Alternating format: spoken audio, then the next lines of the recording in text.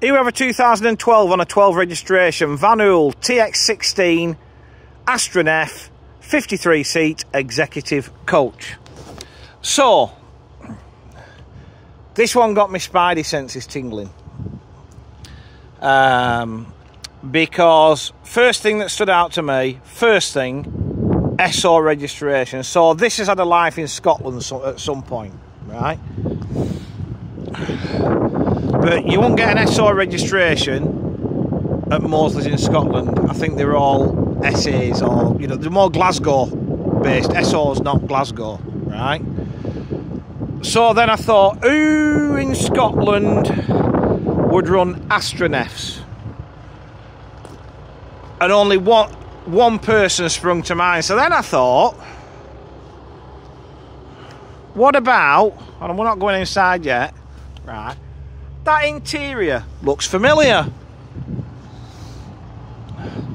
So I phoned our Scottish Borders department, spoke to Mr. Austin for confirmation, who's convinced it's a 2013, but it isn't. However, we did get final validation when we got round the back, which I'll show you in a minute. So, new to Austin travel in the Scottish Borders, so we know it started off in a good place, okay? And to be honest, for her age, she's not looking so bad. Now finished in white, and I've got to be honest, I don't think white suits high Van Hools. You've got to bear in mind, this is the same height as an Astron, so it's nearly 4 metres. It's just, it needs something to break it up, but white's a good starting point. You've got power operated centre continental door. Here's the kicker. Couple of things in the stretch panels, just there. Now the 13.2 metres these, and I will always say most manoeuvrable vehicle you can buy because of the rear steer. They'll get in anywhere. Obviously, not everywhere. Under the bonnet, Euro 5 DAF MX340 engine. If the information I've been given is correct, and I will check on HPI, it is the uprated 510 brake horsepower version. Now that's driven through a ZF 12-speed Astronef gearbox. Here's the giveaway. You might not be able to see it on there, but you can see, hang on the back window, highlights of Scotland and Scotline. So there's our confirmation where it was. This light unit needs replacing, obviously, and in fairness, because of the discoloration on the other one, if you're replacing that one, you're replacing them both, aren't you? Okay.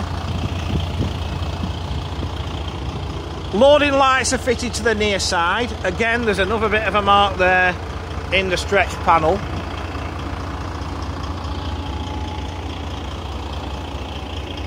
Parallel opening lockers. Here's the winner, and I know because I don't know if he did back then, but Barry does a lot of Cruise Connect, that sort of stuff.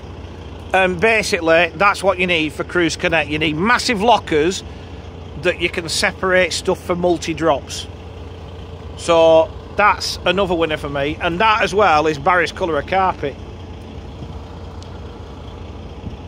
So massive luggage space. You've also got a ski locker over the front axle. We're missing a mirror cover there. And then as we jump on board, we've got driver's bunk tucked away under the crew seat. Needs, if you want to tidy it up, needs some trim there. But on board, 53 reclining seats. Rhubarb and custard, I'm going to call this interior, Barry. That's what it's saying to me. This deep red, and it's definitely custard yellow. Lap belts are fitted. Seats are in good order. The only thing I've picked up on really is there's some curtains missing. There's like a couple there, one there.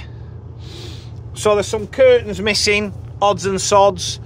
And the tie back for those curtains there is missing.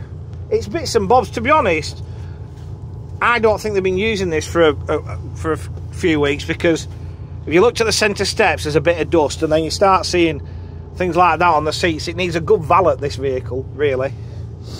Trace to the seat backs. We're wired for DVD. We've got 3, 1, 2, 3 at the front. Power operated drop down monitors. I'll tell you, there's a reason I like Astronefs, right? Didn't sell in massive numbers in the UK. It's like 9700s. Everybody gets a front seat because it's got theatre slope seating.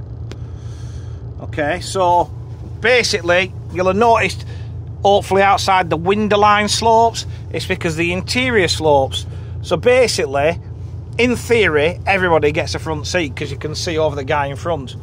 Unfortunately, not the case for me being 5'4", but there you go. Massive seller of the Astronef for me. That one key point. Centre sunken toilet units fitted with hot drinks facility on top. We're fully air conditioned. To be honest, what I see in this is potential. It's got the wow factor, being a TX. Listen, it needs a different colour, in my opinion, or it needs something to get it away from being just white. So it needs a different colour. That's the starting point for me. Needs a good clean, but 13.2 metre triaxle, you're not going to have weight issues.